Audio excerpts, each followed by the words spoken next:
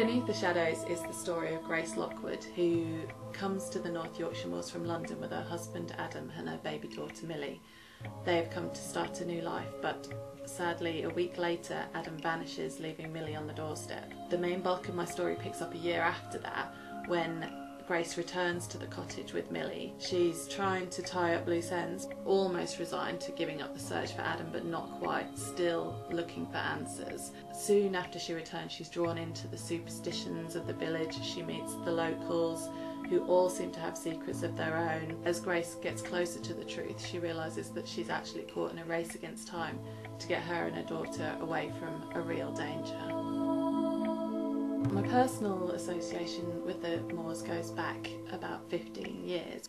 There are various references in the book to the fact that Grace was from London before she moved to Yorkshire, and what I was trying to do there is get that real sense of an outsider coming in. I've lived in a big city, so I know how different that lifestyle is. I'm just really drawn to the myths and legends, the different people you meet here, the different lifestyles, the different mentality here. I really began to choose elements of the area that might fit into the story really well. The first one that I chose was the stone crosses on top of the moorside, the black bar guests. These black dogs were brilliant symbols of threat and danger. There's the Monk's Trot, which is a walkway that's at the top of the moorside that was used as a pathway for smugglers and for monks centuries ago.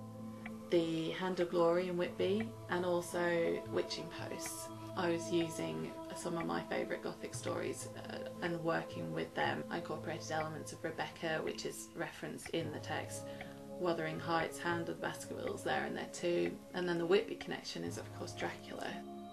It was really interesting writing about a mother-daughter relationship with a mother with a young child, since I was actually going through the same experience at the time I wrote the bulk of the book.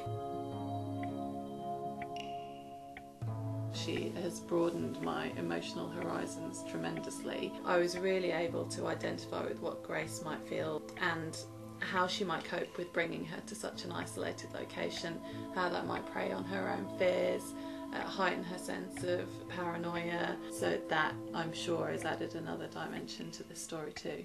You feel like at the same time as you're reading a lot of history and a lot of folklore, you're also on this very modern journey with a very 21st century woman who has got all sorts of very modern dilemmas. You've got massive pace, mystery, suspense, twists and turns, and so it's a thoroughly absorbing read at the same time.